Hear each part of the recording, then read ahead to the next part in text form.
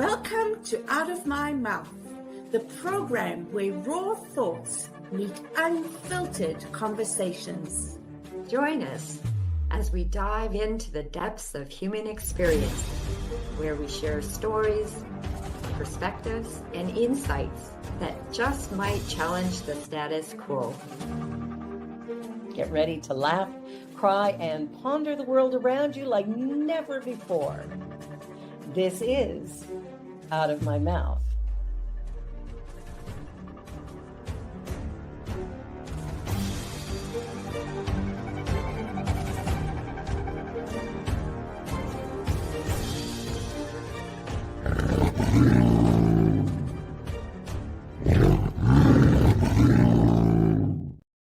The views and opinions of our guest and hosts do not necessarily reflect those of New Thought Media Network, or any organization we may be affiliated with.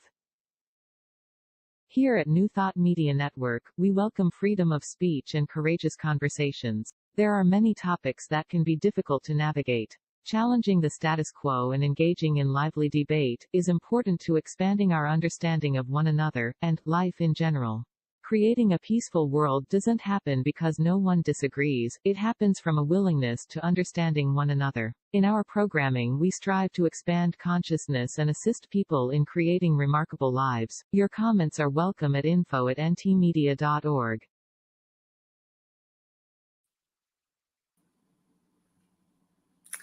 Good morning, good afternoon, good evening, wherever you're coming to us from. Welcome to Out of My Mouth. Good afternoon. That's what I call it now. Out of my mouth. Yes, exactly. So Marg and I are your co-facilitators today, and we are coming to you from the Waterloo region in Canada, in Ontario, Canada. And we like to acknowledge the land that we're on before we go into our discussion. So in the spirit of reconciliation and peace, we are grateful for the opportunity to meet on these sacred lands. We thank the generations of people who have taken care of this land for thousands of years. We recognize our oneness. We realize our history. We choose to create a new reality. We are one. Miigwech. Miigwech. So my name is Cheryl Rogers, and this is my co-host, Marg Dupuis. And Marg is Welcome. going to introduce us to our wonderful guest today. Today, coming in from Brantford, Ontario, is Joseph. And Joseph was in healthcare for 36 years. I'm just going to do a tiny brief bio because I'm eager to get into our conversation. So healthcare for 36 years, retired in 2015, and now to keep busy, he is a crossing guard and works as a funeral assistant. Joseph has a spouse of 18 years and 6 grandchildren. Please come on in, Joseph. Hello. Welcome, Joseph. Hi. Yeah. Say again? Well, it's nice to meet you. Nice to meet you all. Yeah, I just want to say thank you for inviting me to share my personal views on. Oops, my thing keeps going out a bit. My computer, not real computer literate, unfortunately. But That's yeah, for just my fine. personal views of the transgender person. And I say my personal views because, as I was trying to say, when we were first asked about it a bit, they wanted to kind of know the journey. But I was explaining that the journey for everybody is different because we're all so different. Mm-hmm. And I think what hit that home for me most was when you go to a clinic for the first time, they do like an assessment, where they ask for your health or whatever. And for me, the questionnaire was quite a bit different to go to the transgender clinic. It was more questions like, how have you been living on the street? Have you experienced abuse? Have you been taking drugs? But it was all kind of negative things that people have had to do to cope. Whereas in my life, I had loving parents. I was very androgynous. I got away with a lot because I was tall enough I could transition easily. A lot of people, it's not the same. Some people, if you're born a physical male and you want to transgender or transition your vehicle, then it's hard when you're like 6'2" and a really deep voice. Or if you're a woman born physical woman, then hard to at 5'2" to take on. But I was very lucky in the way that I could transition easily. And when I went to the doctor, that's what she said to me: you will have no problem. And the other part of it is that I had a lot of support, which is strange considering my age, because transgender was a term that wasn't even known when I was in my 20s. And oddly enough, the doctor I saw is a transition doctor and approximately my same age, and had basically kind of the same experience with the word transgender, because it only came out at the time when there was a Renee Richards, who was originally Richard Richards and was a amateur professional tennis player, and was kind of outed once they had transitioned to female. They were basically, somebody just told them, oh, you play so well, maybe you can go in this tournament, but it turned out to be quite a deal. And that was sort of the first introduction to having transgender people in sports. And it was actually allowed at that time. And I know now they're questioning it once again. The other thing is that when I say my view of transgender, I guess I say that because you'll hear people say over and over again, you're born either male or female. That's it. But you're not. You also can be born intersexed. So there's really three. You're either going to be born male, female, or intersexed. And that is basically based on the physical appearance. And our society is very much geared to physical appearance. We judge people on physical appearance. We create prejudices on physical appearance. So your physical appearance isn't really who you are. I mean, if any people say to me, well, when did you know that you were transgender, or how did you know? Well, I can ask them, how did you know that you somehow came to the evolution that you are a female and you're happy being female and you aligned with your body? And that's wonderful. There's nothing wrong with that. But I can ask you with the same question at 3 weeks or 10 weeks old or almost a year, did you know you were female based on your physical trait? Probably not. Because your physical traits, that's all they are. They're just a vehicle. You're going to die, that's going to go to mass. It's going to go in a grave somewhere or whatever. It's going to go to dust. But who you are, your innate self, is quite a different thing than a physical identification. And our society is so geared to identifying people based on the physical and making judgments on the physical. So talking about that, Joseph, growing up and living your life as a physical female, what was that like? Because and when did you decide to go through the process of changing your appearance? Well, see, my age was kind of against me, and there was no education and no supports at that time. It's not like today where you do have some hope. I mean, a lot of people in my age group, I mean, to be even identified as gay was a big issue during my lifetime. I mean, I remember going into a gay bar in South Carolina and coming out, or going to the gay bar with some friends who were not gay, and seeing the torque mark of a body on the outside the gay entrance, or the facility entrance. And also too, when I was young at around 21, 22, I went to a gay bar because that's all I really had access to feel somewhat fitting in and not being judged. So I never told I guess I told some people I was male, but it was very hard to explain for people at that time. It's just like people trying to say that, gay is a choice or whatever. I mean, it's an evolution of a self, really, because like I say, some people will marry and they'll marry because of social pressures, and then they say, well, why would they get married if they knew this was their choice? Well, it wasn't their choice. They evolved in themselves. And Right. for me, I look and I think I was very, very young, and I knew I was different. Could you put your finger on it and say, okay, it's male, female, whatever? At that age, it probably wasn't as big a factor as it is come puberty. I remember almost having a nervous breakdown at puberty. It was terrible. But could I tell my parents, who are now well in their who are deceased and would have been older? I had a father that fought in the Second World War.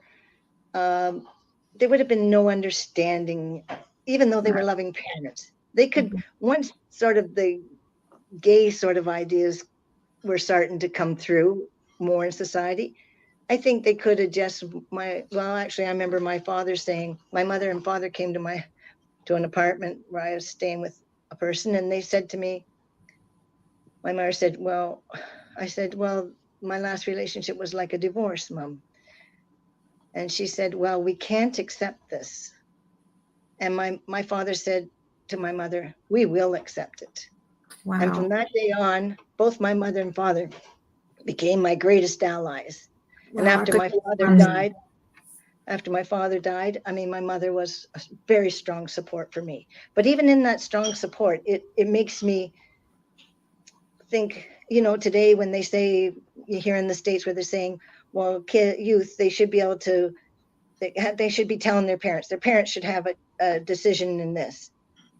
Well, the truth of the matter is, I didn't transition till 65 years old. And I didn't transition because I knew I was going to have to make a living. There was a lot of social pressures. Some people today are much stronger because I think there's more support. So they kind of don't look at it from that area. And subsequently, what they did when they were my age, suicide rates were high, living on the street was high, doing drugs was high. And this is why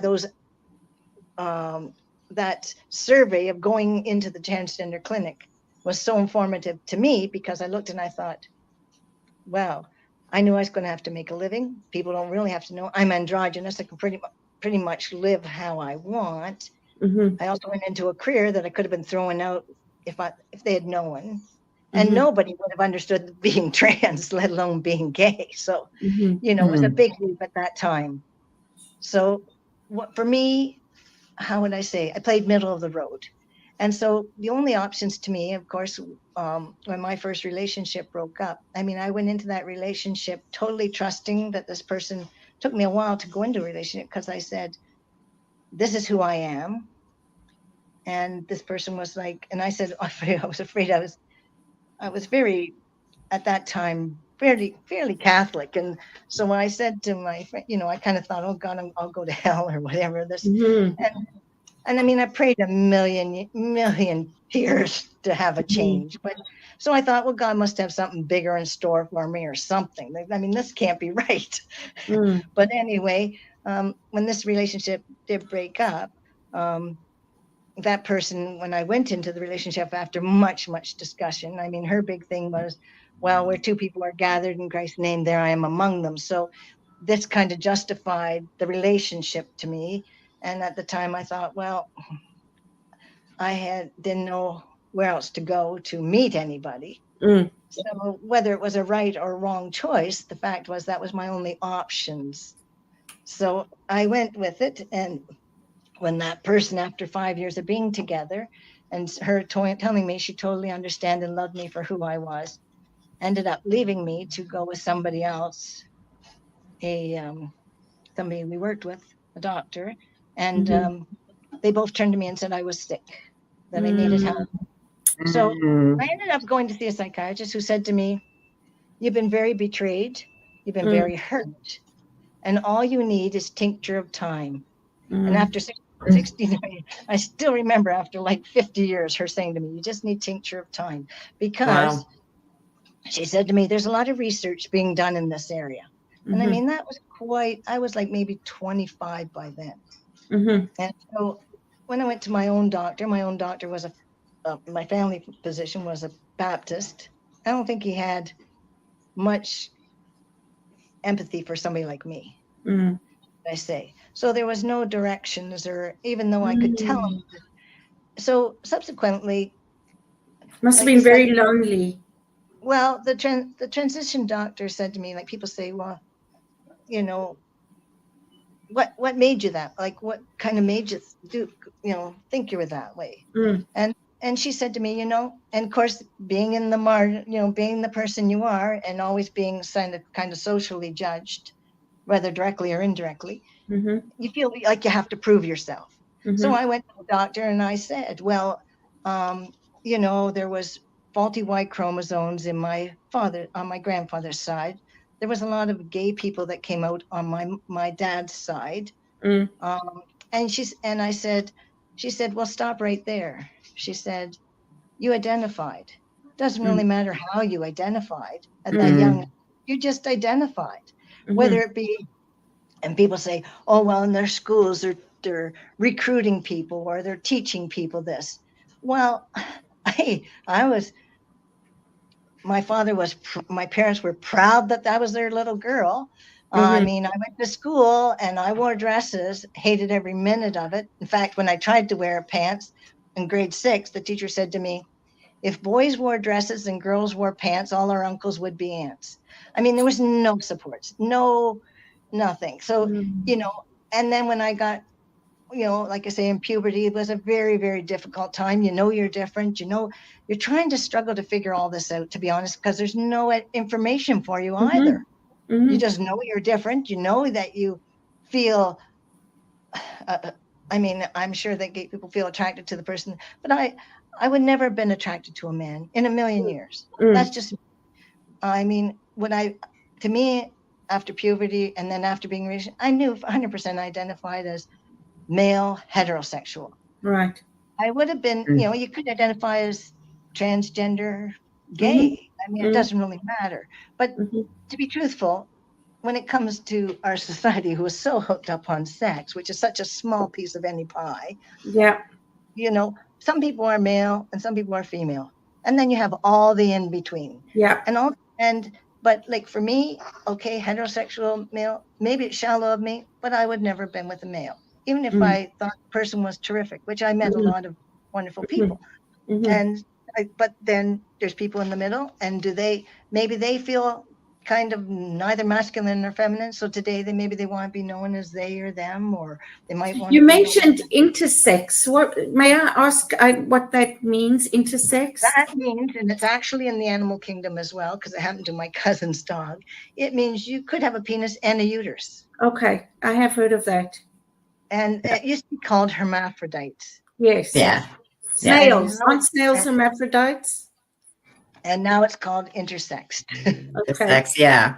Because actually there was a fellow that was in the military and was injured, and he did not know until they were doing his surgery that he actually was both. And he said all the time he felt like he wasn't where he should be.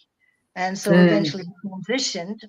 And actually back in my day, people were born, and if they were intersex, doctors sometimes didn't even tell the parents. They just made the decision for the child. Yeah. And same as parents, when they see a little boy or a little girl physically, they make that decision for their identity. And it's not identity. That child hasn't even identified it at that age yet.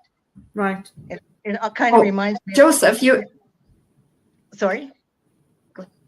No, finish. I was just going to say, it kind of reminds me of a show that used to be on when I was young, and it was about this, I think it might have been Saturday Night Live, and it had this person that was named Pat, and they were sort of in an office. Do you remember that? Yeah. And everybody and Pat was very androgynous, so everybody was trying to find out whether Pat, do you remember that story, whether Pat was a male or female? And so they picked somebody of the group to go and say to Pat, Pat, when you were born and the doctor handed you to your mother, what did he say? You have a, and he told me, you have a beautiful baby. So they were no further ahead, right? They were no further ahead. They were expecting to hear baby boy or baby. And I mean, but like when Dr. Massarello said to me, doesn't really matter how you identify. I mean, look at me. All my whole life, I was pushed into society's expectation of female based on a body instead of an innate person, innate being. And so even though, I had to play middle of the road, do the usual course of things to survive, to be able to get a job, to be able to live.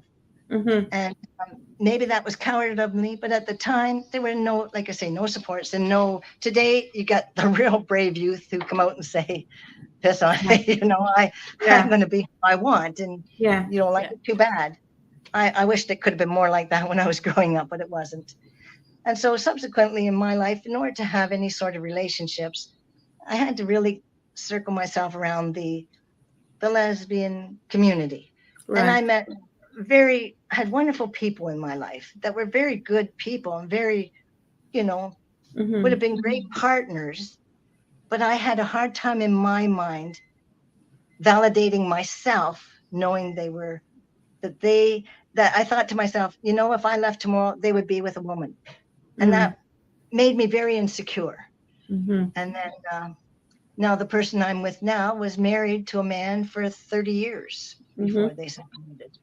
And like I said, we've been together 18. So Wonderful. Very much, very much. My thought was, well, if we were separated, I can't see my partner today saying, she would look for a woman, right? Or even look for somebody, because she's on the other end of the spectrum, where the female heterosexual.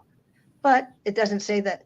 I mean, I kind of am a bit envious of the people who would just fall in love the way it should be. You should just be able to fall in love with the person. Yeah, doesn't matter what they look like. Right.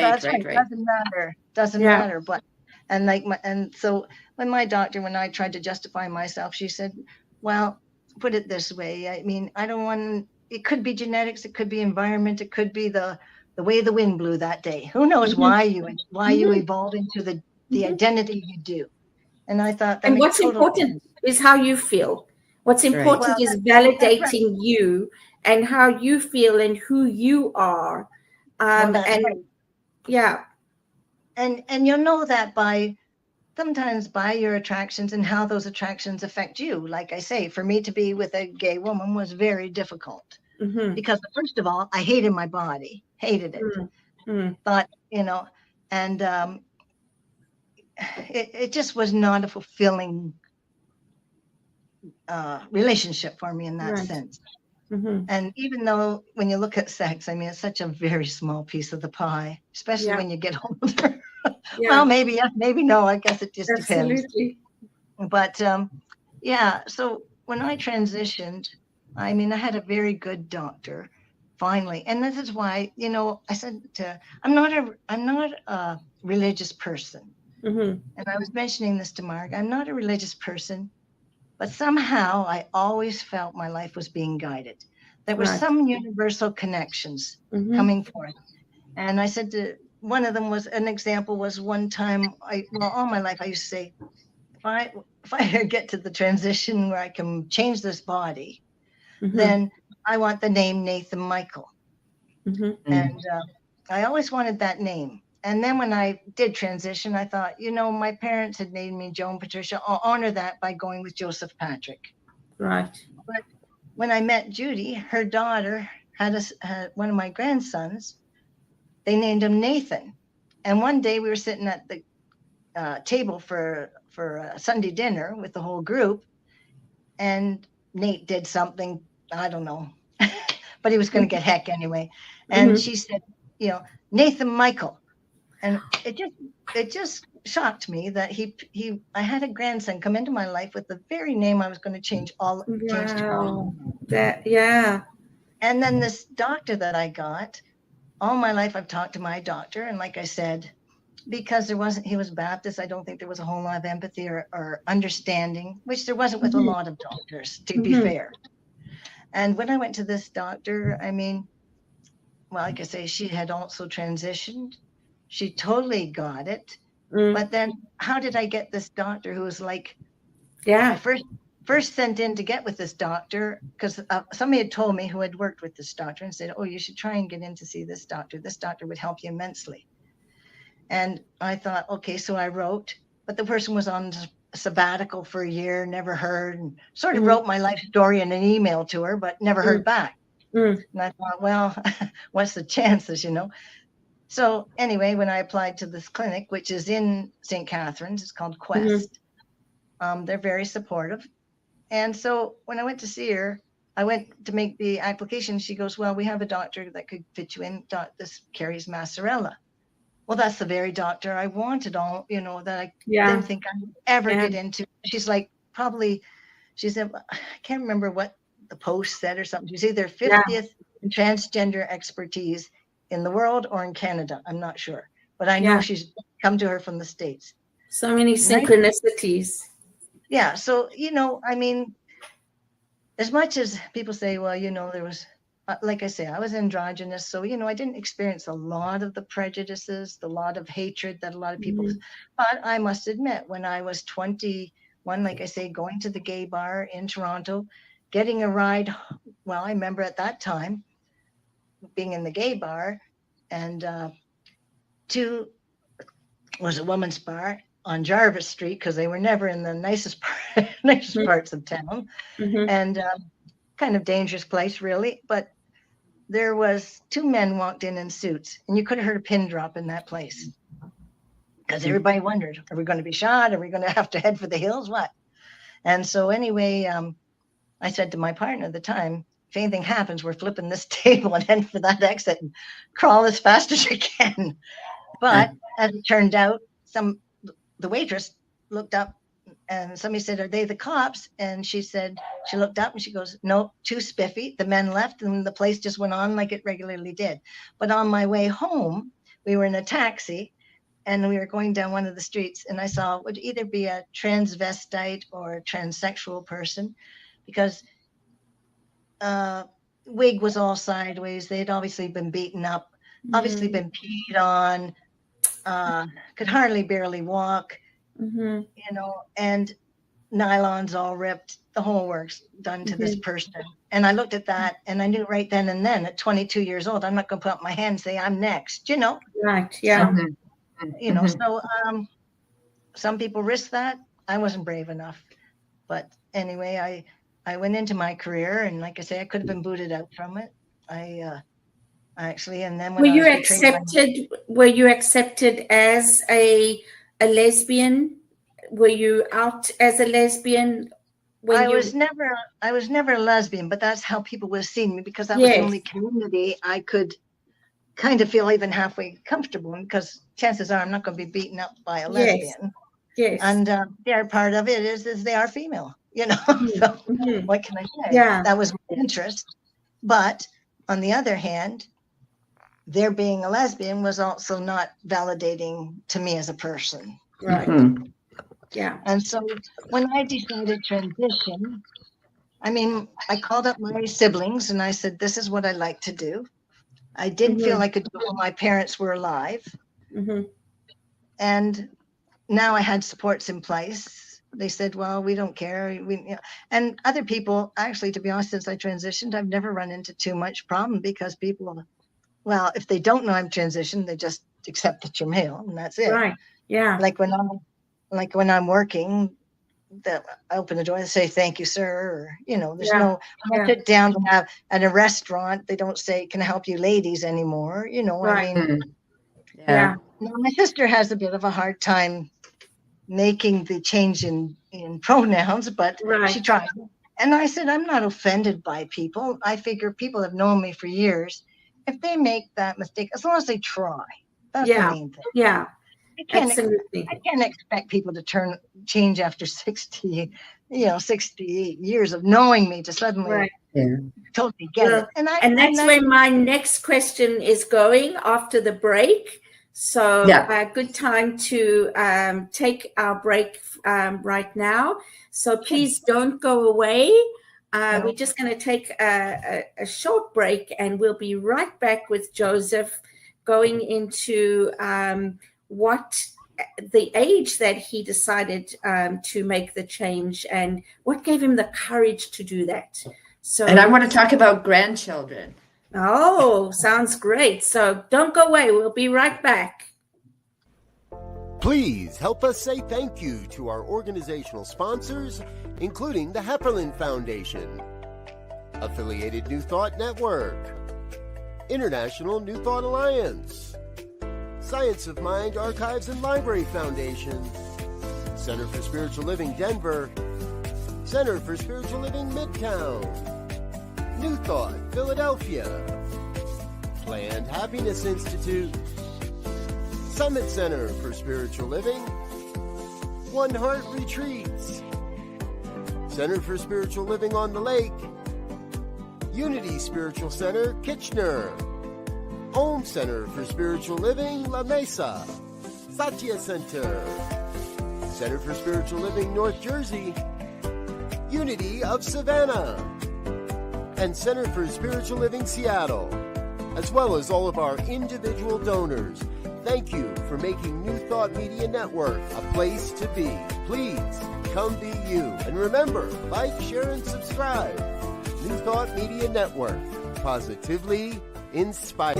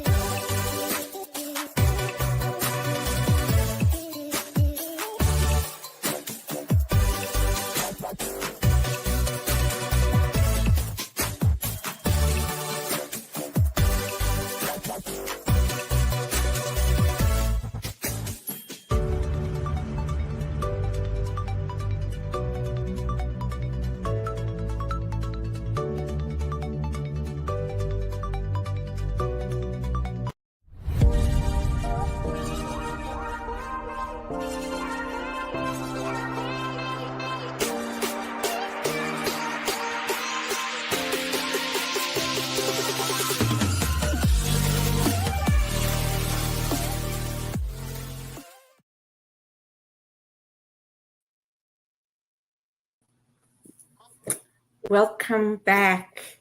So, as you heard before we went into break, we both have some questions. Let's talk first about what gave you the courage in your 60s to finally transition, and then we can talk about your family and your grandchildren. Well, like I said, I was not a religious person, although I was raised Catholic, but I had a total faith in a higher power. And to some people, then maybe that sounds crazy, but I just felt it there. And I felt that things would happen when it was meant to happen. And in the meantime, you're still living your life. And yes, did it happen when I wanted it to? Probably wouldn't have been the ideal time. And so once my parents passed, you become an orphan, you sort of grow up very quickly then. You suddenly can be you, and you think to yourself at that age, well, 65, do I really care at this point what people think like I did at 20? No. Right. Yeah. Well, that's so brave. So it gave me courage, because I guess the thought was that I look back and, like I say, with this higher power, things, I always think that song, I thank God for unanswered prayers, because I think, I don't know if you know that song, but some prayers don't get answered when you think they should be. But I can't help but feel that there's something larger going on. Even when I had my top surgery, there was some complications that went on, because it was kind of a blessing in a way, because once again, you had to have blood work, you had to have an EKG, things to say that you're fit for surgery. And it was going to be done at Grace Med, which is a clinic rather than a hospital. So I had the blood work done, seemed fine. I went back to, and the transgender actually brought out things that I really didn't know about my health. But it was kind of a blessing in disguise too. So what happened was, the girl kept calling me and saying, before you can have your surgery, it was booked on, I think, October 28th or something. And she said, we need your EKG. Well, I called the lab several times and couldn't get the EKG. And finally, they said, will you give us permission to try and get it? And I called the lab and said, please give it the EKG to these people. I'm supposed to be having surgery. It's going to be canceled if they don't get it in the next couple of weeks. Well, it probably went in the mail. It probably, So subsequently, they called me and said, I'm sorry, but we've had to cancel your surgery. Now, this is the time of COVID when you can't get anything done, really. Yeah. And It I must get have a been call. so disappointing. Oh, it was very disappointing, except I get a call from the same woman who was putting me in and said, Joseph, I've got plan B. I said, well, what's plan B? She said, if you can be ready in a week and a half and you can get down to Toronto, I've just talked to a doctor here who will do the surgery for you. If you can get everything done and we'll set it all up for you down at Women's College and you can have your surgery done. It was like a week later. Mm-hmm. So that was like a miracle, really, Wow. at that time. Yeah. I don't know how it could have happened, really. Mm-hmm. So anyway, that's what happened. And then I found out that when I went down there, they had to do the stress test. Well, it turned out like I had this left bundle branch block, which probably caused from diabetes and high blood pressure, which a lot of things I didn't really know. And so they were worried about the blood pressure when I was having the surgery. People say to me, well, weren't you scared to death to go under a surgery like that? And I'm like, are you kidding me? I mean, I wanted this all my life. Like if I die on the table, I couldn't be happier for at least I was doing something I wanted and needed. So anyway, so to make a long story short, the surgery went fine, everything went fine. But when I did go down to talk to the Transgender, because they don't do these things lightly, they really don't. These people that think you just go in and they say, oh, sure, we'll do that for you. Yeah. Not so. Yeah. At my age, it was easier than if I was at 20. And this is why I say I think, thank God for unanswered prayers, because probably would have had to go through a bit more counseling. Although I said, I wish I had had shares in counseling, because it's like Dr. Massarella's one log said, the pathology doesn't lie with you, or in her case, she said me, herself, but with all those around you. And so subsequently, you're always trying to accept yourself from a world that's telling you really shouldn't really even exist, and all based on their prediction on a penis or a vagina, for God's sakes. And they're like, hey, like, come on, this isn't me. And whether you believe it or not, and people say, yeah, but and I say to them, I never changed me. I was always me. I was always male, identified as male, probably 3 years old. I knew that. And when you say what gives you the courage, I guess because I always knew that. Right. It wasn't a question for me. Right. Not even a question. Yeah. So in part, in answer to your question, it wasn't courage. It was just me. It was just me making it was right. time. So I was changing the vehicle, and that's all it was a vehicle. And people do that every day. Every day. Gyms are full of people trying to feel comfortable in their own skin. They get Botox. Plastic surgeons are making mega dollars on people changing their looks, their bodies to make younger, older, newer, fresher. Who knows? Right. It's always generally cosmetic. But when you talk about identity, it's an authenticity. And the only reason why you really need that authenticity is because of the pathology that's all around you. That won't let you live your identity. So because it is a pathology, unfortunately, you have to learn to live with that. And that takes lots of counseling. I said, I wish I had chairs in counseling, but, and I had good counselors. And I had a lot of people that, even though I told them this is who I am, whether they believed it or not, they weren't unkind. And in my first relationship, in a way, I kind of think it broke up because of their family saying, basically, this isn't right. They were kind of a religious thing. Do you know, it was only probably, and this person has since, my first partner has since passed. Actually, both people have since passed, the one she went with him. But her sister-in-law actually I guess what happened is I had a friend that had a car accident, and they got talking, and they said, "Oh, you know JP?" "Oh, I know JP." Because so I guess my name was circulated. So the one person said, "Yeah." So believe it or not, the one person, they were saying, "Yeah, transitioned and everything." Do you know the one person that I think originally played a big role in my initial breakup gave me an apology after 40 years? Wow. I got an apology probably about maybe 3 months ago. Mm-hmm. And that person said to me, "You always said this, but I never understood it. And I'm so sorry." Mm-hmm. And she said, "I don't know if you could ever forgive me." And I said, "Absolutely." Like, you wouldn't have had the education or the knowledge. You don't know what you don't know until you know Well, it, that's right? right. And that's why I hope with talking to on a site like this, I mean, it's hopefully you're sharing some. So tell me, you're educating your grandchildren, right? I didn't even have to So, educate them. They were way ahead of me. well, you talked about the youth these days, blah blah blah, and so I went to your grandchildren, and I wondered, like, when you went through the physical transition. Yeah. Did they notice? What did they say? Did they say anything? Like, how did that go for you? Well, to be honest, when the first one was born, Michelle said to me, how did you want to be known? Like Nana, Nona, or whatever. I'm like, "Oh, for God's sakes, let me throw up," So I said, "No, take Judy and take Joe and make it JJ. They can call me JJ." Yeah. So from the time they were born, they called me JJ. The two were born. The one, what happened is, it's kind of a yours, mine, and ours situation. But the other children that came into the family as stepchildren totally accepted me. Nobody knew that I was trans, but I'm sure some of the older kids maybe had a few questions. The younger ones never even fizzed on them.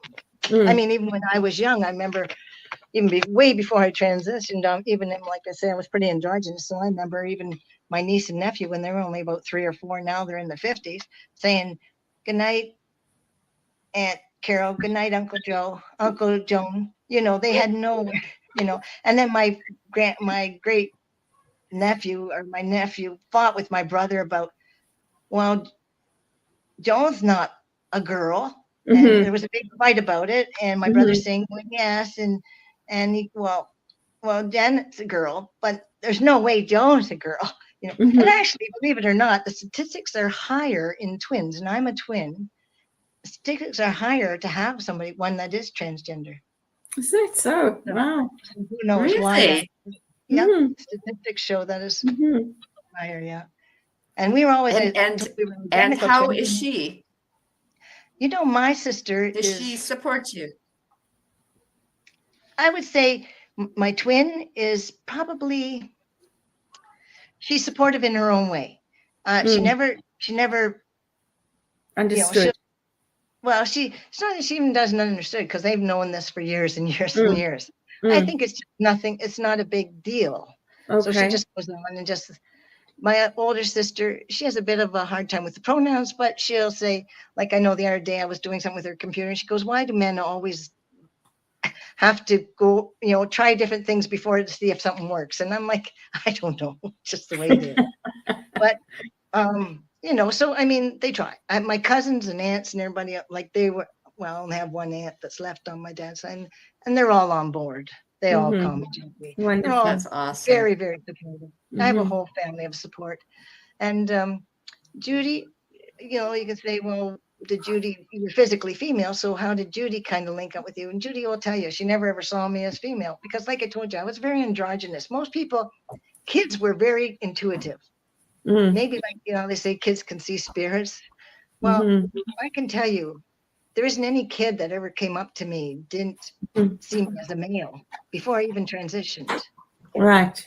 So I like I say, and as far as my grandkids go, like I said, call me JJ. But when the other 4 came from as a stepchildren, we were all at a Sunday dinner one day, and one of the kids outed me. Really, I mean, up until then, they just sort of accepted that this was me. And so the one kid said, "JJ, are you a boy or a girl?" And the older kids stood up, and I guess he'd probably be at that time, maybe 11, said, JJ's a boy, but was born in a female body. And that was kind of the end of it. But they've always called me, like now when Nate comes over, and which is quite on because it's yours, mine, and ours, and we always get ours here. He'll say, I'm here, I'm on the thing. And he'll go, yeah, well, my grandpa's here, or my grandpa's here. So he'll always address me as grandpa or JJ. All of them do. There isn't anything. That's awesome. Even right up to the 18-year-old, you're still JJ and grandpa. Because they've known me all my life like that, pretty much. Mhm. All their life, I guess. As long as I've been in their life. Yeah, That's so wonderful. pretty smooth for me as compared to what some people's lives are like. And that's why I say I can't really go by my saying this is the way transgender people are. And that's why I said my view on transgender, because my life being a transgender, I don't even think of myself as transgender. I changed the vehicle, yeah, but it's just a title. It's a title that people Yes. need to give to make them feel comfortable. If they don't know that I've transitioned, they just see me as male. Right. Mhm, mhm. And so it's just kind of funny. And then people think this stuff is done so easily.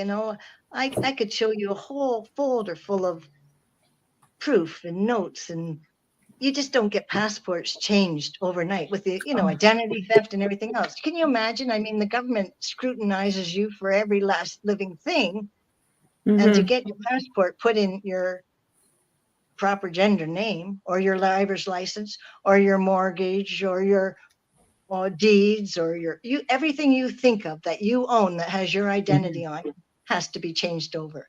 Yeah. And Right. it's not done lightly, especially in this age of theft, identity theft. Believe me, nothing is done flippantly. I can imagine. Not even the changes. If you're young now and you wanted to go, let's say, down to see, they might ask you a lot of questions to see if it's suitable to you at this time. Me at 65, I mean, there was no question. They could just look at me and say, okay, we don't need to know how you got there. We just know you are there. So, not a big deal. And that's when I say I thank God for unanswered prayers, because maybe the timing was just right for me. Interesting. Did you have to wait until your physical transition to change any documents? Or could you, in paperwork, identify as male? Do you understand what I'm saying? Yep. Well, the transition doctor was very helpful in providing the documentation that I needed. Certainly, because as you know, a transition isn't fully covered. You have to, if you have proof and everything, OHIP will pay a good chunk of it. I mean, this is another reason you asked me why I didn't transition earlier. It wasn't covered under OHIP. I didn't have 45 or 50,000 to fly to France or somewhere, Right. Some people don't even transition even today, even though it's covered under OHIP, because it could be social pressures, could be from family pressures, could be finances, could be any number of things. I still had to pay I still had to pay for the OR suite and that to get top surgery. And then bottom surgery, people say, well, hormones, how does that affect you? It does affect you all around. I don't know if that gives you a bit of a clue, but so there's different ways of having your bottom surgery. One is just taking the growth with the hormone that comes, the hormone, and then but you end up with a relatively smallish penis, I guess. And then the other one, they can make a full penis, but they have to take a big chunk of skin off your arms and mold it and everything else.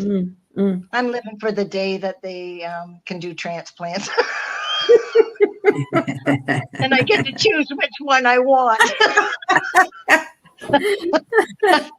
Hey, I'm not big, but I'm happy.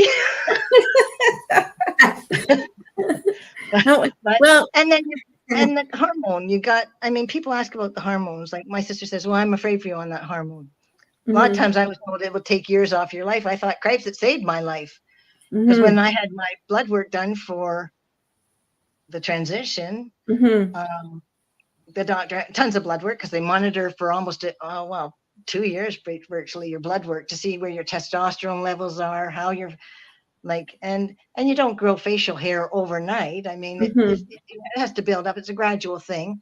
And so, and it's a needle it's an IM needle that I give myself every week, once a week, which is not easy for some people to do. It's not easy for me some days to stick an inch needle in my thigh.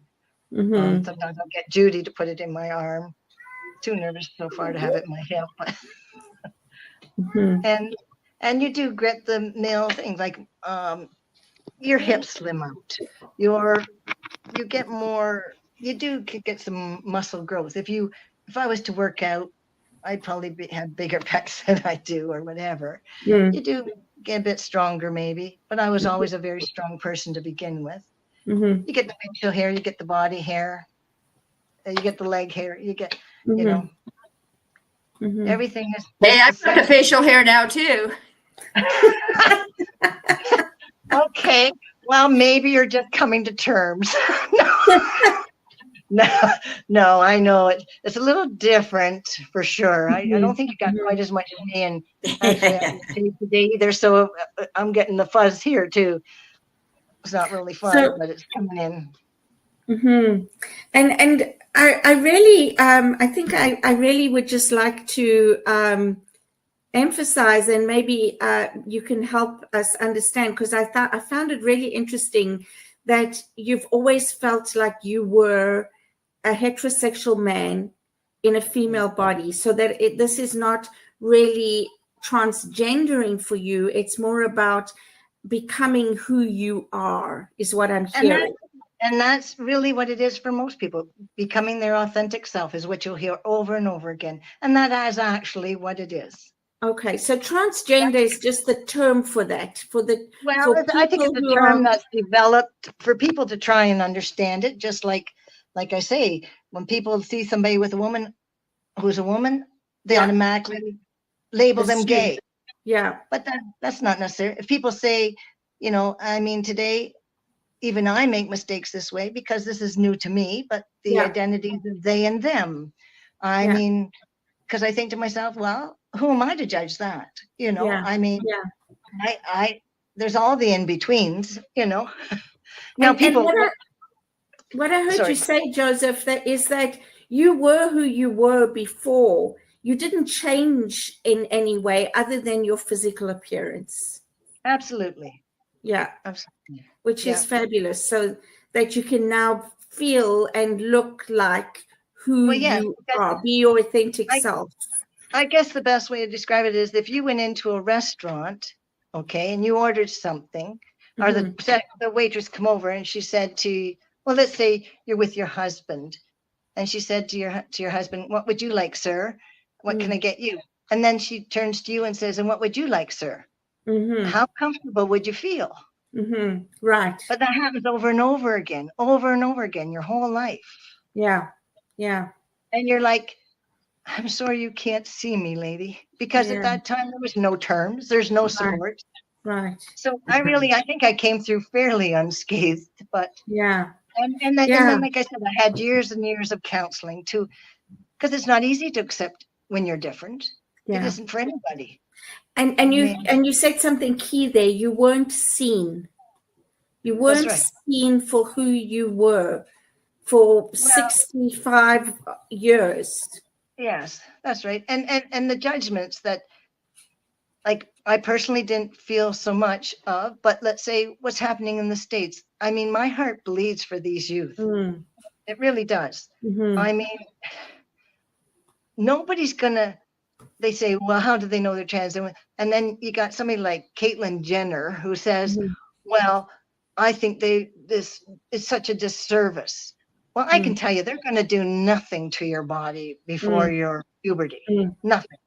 And I was raised with Dick and Jane. I was raised, like I say, with all the heterosexual Beaver Cleaver family on TV and all the ideals, the nuclear family.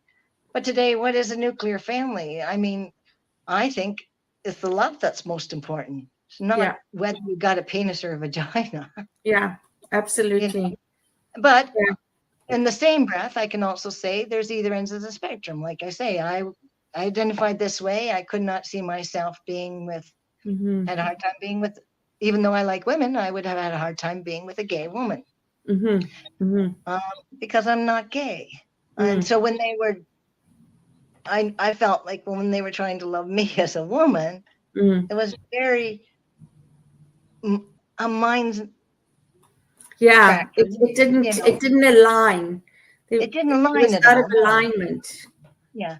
Mm-hmm. So, you know, and now that you're older, you know, like I say, it's things change too. I mean, some of the things that were really important when you're young, they're just not as important when you're older. Yeah.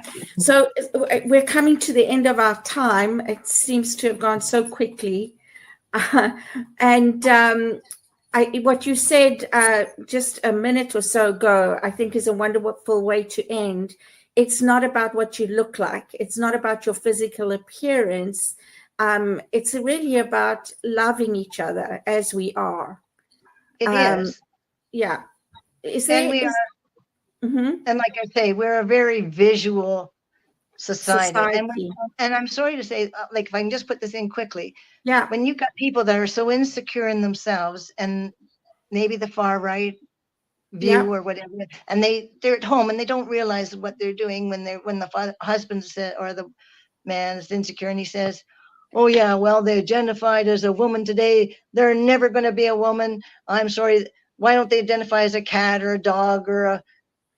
And I would say, okay, sir, I have no problem if your child wants to identify as a cat, but just make sure you're feeding them out of a bowl, let them live their truth, and let them go outside and dig a hole and pee and poo or use the litter box. Well, we don't go that far because, first of all, we're humans, we're not animals. It's unnatural. It's unnatural. And the natural thing for us is our sexuality and our identity. Yes. And they do cross over. But your identity is totally different than your sexuality. Sexuality in a way, right. Yeah.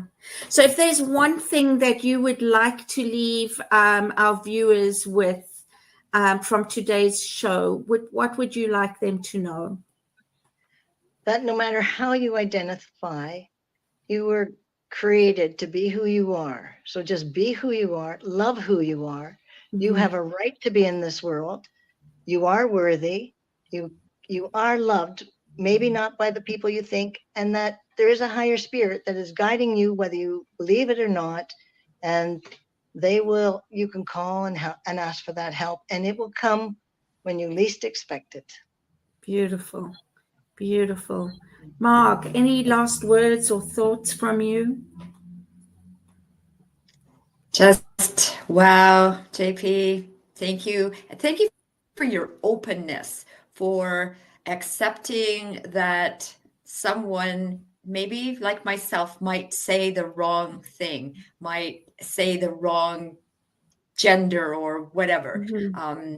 Like that I think that's, I know we have to close down, so I'm just saying thank you for that. Yeah. Okay. Yeah. Well, and me too. I'm grateful that you were open to having this conversation and open to us asking anything, like Mark says, without having to be concerned about saying the wrong thing. So another conversation I would love to have one day is really the difference between transgender, transsexual, these kinds of things, because I think there are some people out there who maybe don't know and who get confused. And so I think that would be a great conversation too. So thank you for being here. Thank you for joining us. Thank you to all our viewers, whether you're here now or you're going to be watching this later. Please like, share, and comment on our YouTube video, and come back, and we'll see you again next week. Stay with us, Joseph. Thank you so much. Yeah. Bye, everyone. On behalf of everyone at New Thought Media Network, thank you for being a member of our virtual family.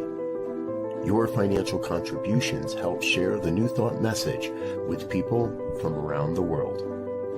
please visit and contribute at www.ntmedia.org/donate. New Thought Media Network.